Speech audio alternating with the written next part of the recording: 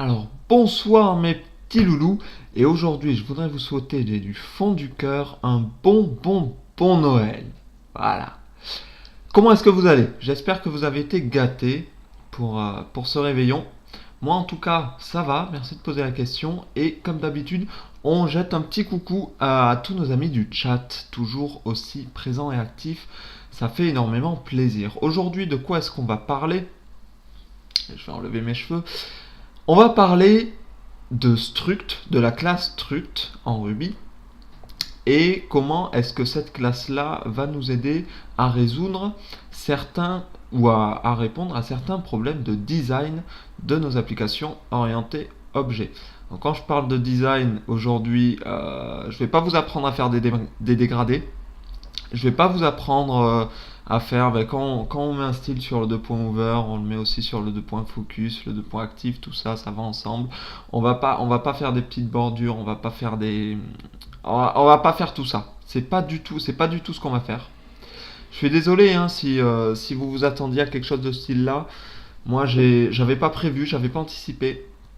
Je suis vraiment désolé de vous décevoir. Donc quand on parle de design d'applications orientées objets, pour revenir un petit peu à ce qui nous intéresse, on parle d'une série de règles, de principes, de guides qui vont nous aider à anticiper et à réduire le coût du changement dans notre application. Une application, quand vous la créez, quand vous la commencez pour la première fois, vous êtes souvent assez content du code que vous avez fait. Tout marche bien, tout s'imbrique bien, tout a été très rapide, très facile à faire. C'est vraiment quelque chose qui est très sympa.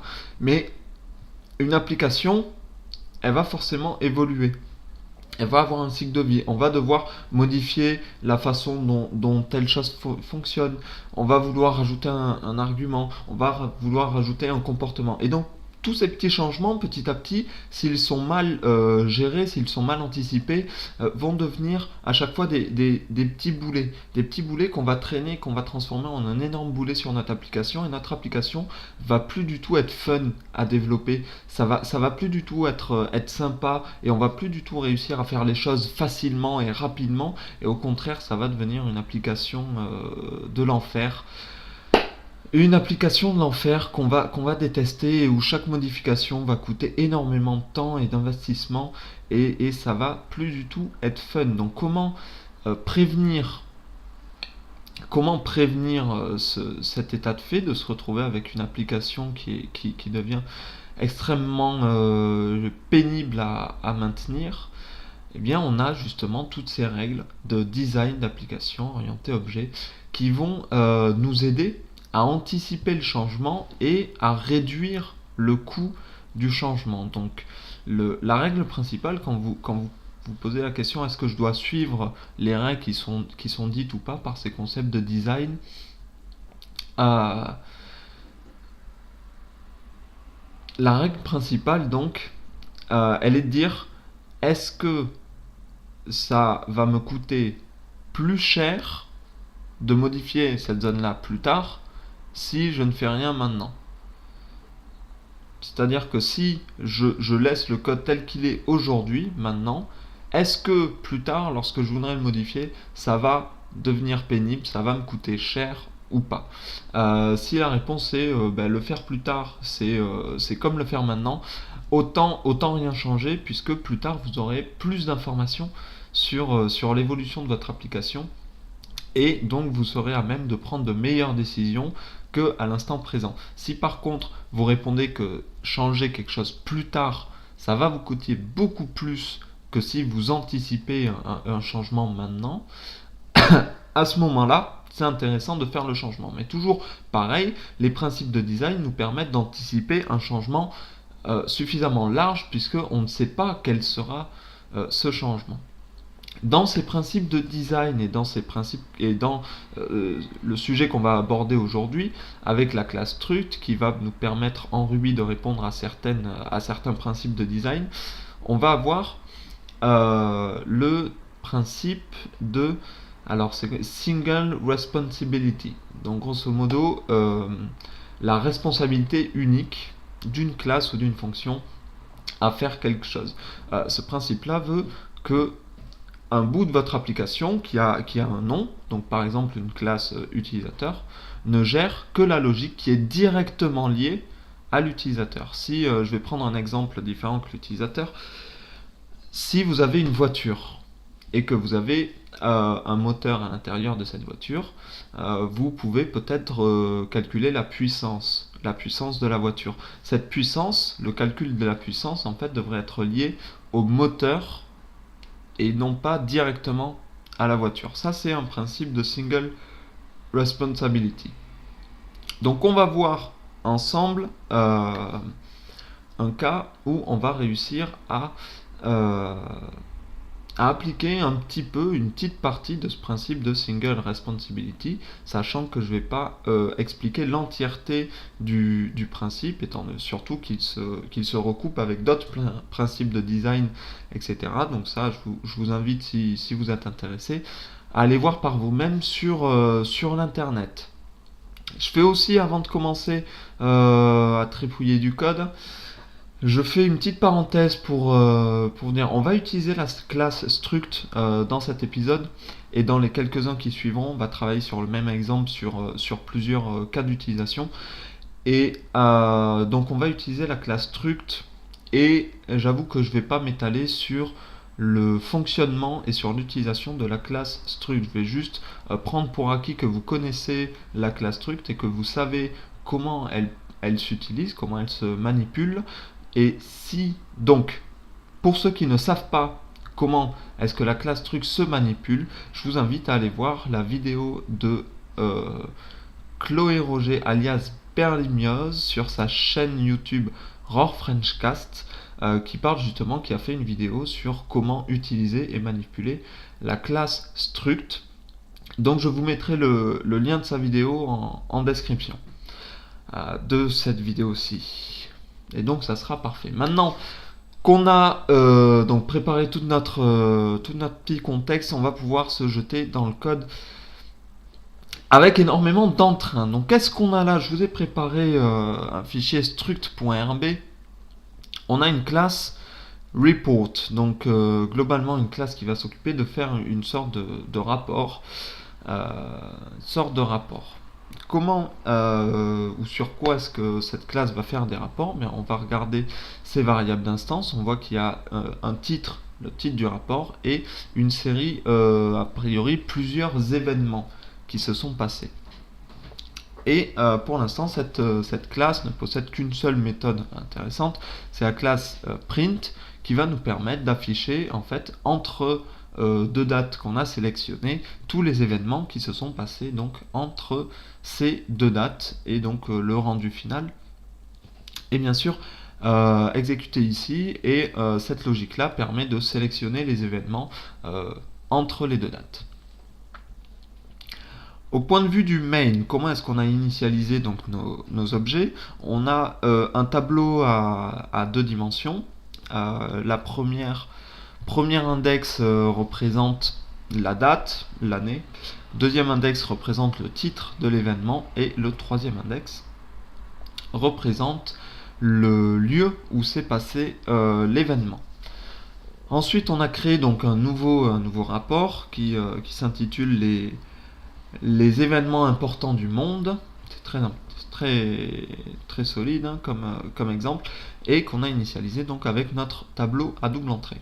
Et ensuite on veut uniquement imprimer, donc afficher tous les événements entre l'année 1900 et l'année 2000. On regarde en console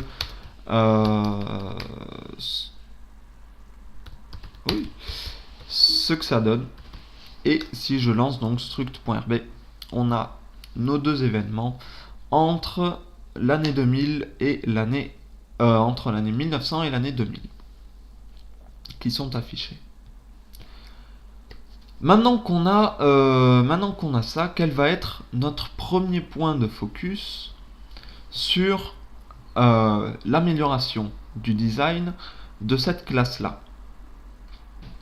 Notre premier point de focus aujourd'hui, et ça va être le sujet de cet épisode en particulier, ça va être de cacher la connaissance de la structure de données qui est enregistré dans cette variable d'instance events. Le problème qu'on a aujourd'hui, c'est que notre classe report et ses méthodes, donc aujourd'hui on n'a que la méthode print, mais potentiellement on pourrait en avoir plusieurs. Qu'est-ce que... Très bien. C'est pas grave ça, hein, c'est les aléas du direct, hein, comme on dit. Ok. Donc, on a la connaissance interne de la structure de données qui est stockée dans event. On sait que à ce moment-là, dans print, event, pour récupérer la date d'un événement, d'accord, donc là on est en train d'itérer sur plusieurs événements, donc un event correspond à ce tableau-là, en fait. Et donc on sait déjà que event est un tableau, donc il possède la méthode crochet pour accéder à un index, et on sait que l'index de 0, l'index 0 correspond à la date, on sait que l'index de 1 correspond au titre, et que l'index de 2 correspond au lieu de l'événement. Donc tout ça, c'est des informations sur les structures de données, sur la structure de données interne de cette variable d'instance event qu'on ne devrait pas avoir à gérer au niveau de cette fonction-là.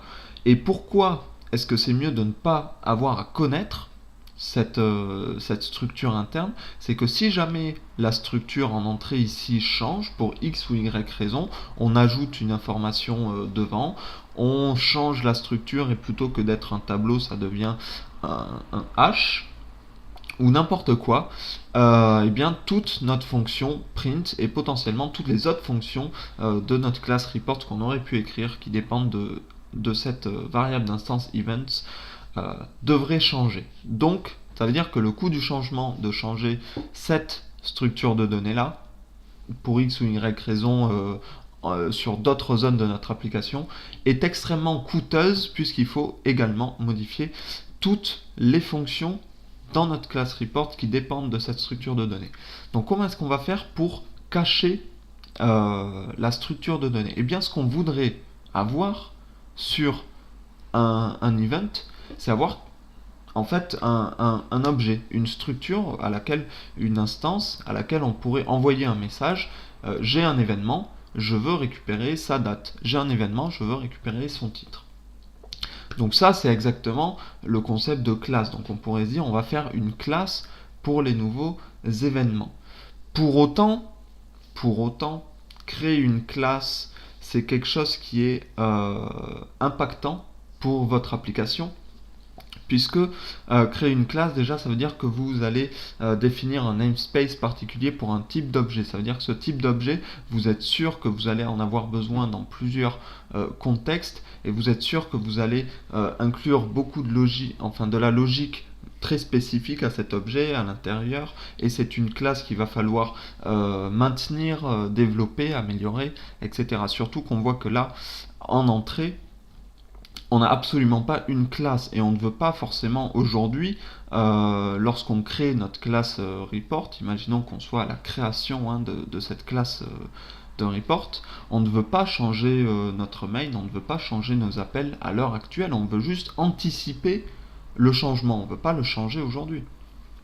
Donc, c'est là où Struct en fait va être une alternative très intéressante, c'est que Struct en fait va se placer à mi-chemin entre la création de classes et la structure de données old fashion, on va dire, comme ce qu'on pouvait avoir ici. Donc ce qu'on va faire, c'est qu'on va créer une nouvelle structure qui va... je bouffe mes cheveux, c'est dégueulasse. On va créer une nouvelle structure de données grâce à Struct qui va représenter un événement unique. Grâce à cette structure de données, on va pouvoir passer des messages, donc récupérer sa date, récupérer son titre à nos events, et surtout on va pouvoir encapsuler la connaissance de cette structure de données là dans une seule fonction qui va transformer en fait cette structure de données en plusieurs événements. Donc, on est parti pour faire ça assez rapidement. Vous allez voir que c'est assez simple. On va définir une constante qu'on appelle event, donc qui est définie dans le namespace report. donc qui n'est pas défini sur le namespace object comme ce que vous pouvez faire quand vous créez une nouvelle classe. Event reçoit struct.new avec date, title et location. D'accord, je vais supprimer les parenthèses, on va essayer de faire un truc vraiment en Ruby way. Donc là, on a défini notre nouvelle structure. Maintenant, on va créer notre fonction où on va encapsuler donc ce savoir de la structure interne de cette structure de données passée en paramètres pour avoir plusieurs events qu'on va appeler donc eventify, qui prend en paramètre donc un tableau de données, un jeu de données. Et donc, on a juste besoin de faire datas.map do data et de sortir des nouveaux events.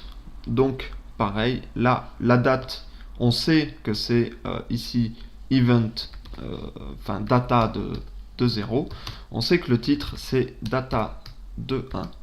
Et on sait que le lieu, c'est data de 2. Voilà.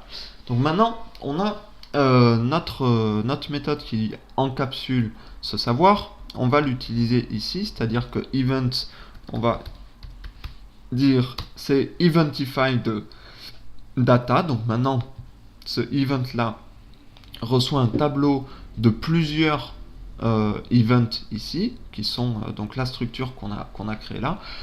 Et dans notre code, on va pouvoir passer des messages, donc ici remplacé par le event de crochet 0 par event.date, également ici et également ici. Donc event.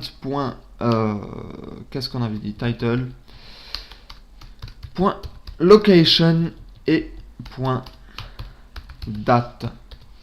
Voilà, le code fonctionne toujours, on peut le tester exactement de la même façon, mais on a une amélioration significative d'anticipation du changement. C'est que si cette structure de données ici change, je n'ai besoin de changer que cette petite fonction qui encapsule toute la connaissance que j'ai sur la structure de données externe. Et ma fonction print n'a plus besoin de connaître la structure de données, mais a juste besoin de savoir quel message elle peut passer à la structure de données, donc savoir quelles informations vont être enregistrées dans les events. Donc cette fonction-là est beaucoup plus résistante au changement. Cette structure de données-là peut changer sans qu'on ait besoin de changer la fonction print. On a juste besoin de changer la fonction eventify. Le coût d'anticiper ce changement-là est très faible par rapport au coût qui aurait été sur de la modification. C'est-à-dire que le coût d'anticipation, dites-vous bien que cette fonction-là, print, vous n'aviez pas eu à la changer. Si vous l'aviez créée directement avec, en suivant donc le principe de design qu'on vient de voir, vous n'auriez pas eu à changer l'appel du 0 au point date. Ça serait déjà venu naturellement. Donc en fait, tous les changements qu'on a fait dans la fonction print ne sont pas des changements qui ont coûté, puisque ce sont des changements qui enfin, c'est un point de vue du design, mais ça a été fait, en fait, ça aurait été fait à la création de la fonction. Donc le seul coût additionnel, il vient de ces quelques lignes-là. Ces quelques lignes-là, il y a quoi? Il y a 6 lignes de code. C'est un coût qui est extrêmement faible, et qui est extrêmement faible comparé au coût du changement si on ne l'avait pas fait. Si on ne l'avait pas fait, à chaque fois qu'on aurait changé cette structure de données, vous pouvez être sûr qu'un jour ou l'autre, cette structure de données va changer. Ça, c'est quelque chose que vous devez anticiper. Vous devez savoir que n'importe quelle zone de votre application va changer un jour. Et donc cette structure de données aurait changé. Et à ce moment-là, il aurait fallu que je change toutes les fonctions qui dépendent de cette structure de données dans ma classe report. Aujourd'hui, j'ai juste besoin de changer dans cette fonction eventify. Donc on a un énorme gain de temps sur l'anticipation au changement à ce niveau-là, et ça en partie grâce à la classe struct qui permet en Ruby de faire un intermédiaire en fait entre une vraie classe event qu'on n'a pas voulu créer parce qu'elle était trop impactante, parce qu'elle nous faisait prendre une décision trop directrice sur notre application, et laisser l'ancienne façon de faire. Donc voilà, si jamais on s'aperçoit qu'un jour on a besoin de créer une vraie classe event, on la créera. Et tout ce code restera également inchangé. Donc on anticipe également la création de la classe event si jamais on en a besoin. Aujourd'hui on n'en a pas besoin puisqu'un événement n'est utilisé que dans le contexte de cette classe report dans notre application actuelle et qu'elle ne possède pas de logique propre à un événement. Il n'y a aucune classe, il n'y a aucune méthode qui dépend directement d'un événement qui est directement géré par un événement. Donc, pour l'instant, cette structure-là et le changement qu'on a fait est très intéressant et je vous invite à le reproduire sur vos propres applications. Voilà, c'est tout pour cet épisode-là. Encore une fois, donc cet épisode spécial Noël, encore une fois, je le rappelle, hein, qui était vraiment très intéressant et dans l'air de la saison. Je pense que les rapports et les structs et les événements correspondent vraiment à l'esprit de Noël et à l'esprit de ce qu'est la programmation web aujourd'hui. Bref. Je vous dis, on fait une petite pause, 1 minute 30, et on se retrouve pour un second épisode sur Struct et sur le même exemple pour essayer de voir comment on va pouvoir améliorer tout ce code-là qui peut toujours encore être amélioré étant donné qu'il gère en fait plusieurs parties de code. On le voit très bien. On voit qu'on a un itérateur, on voit qu'on a une fonction d'impression, on voit qu'on a une fonction de sélection. Et donc tout ça va pouvoir être un petit peu mieux découpé. Voilà. Donc, c'est à venir, juste après la pause, 1 minute 30. Soyez là, je vous attends. A tout de suite.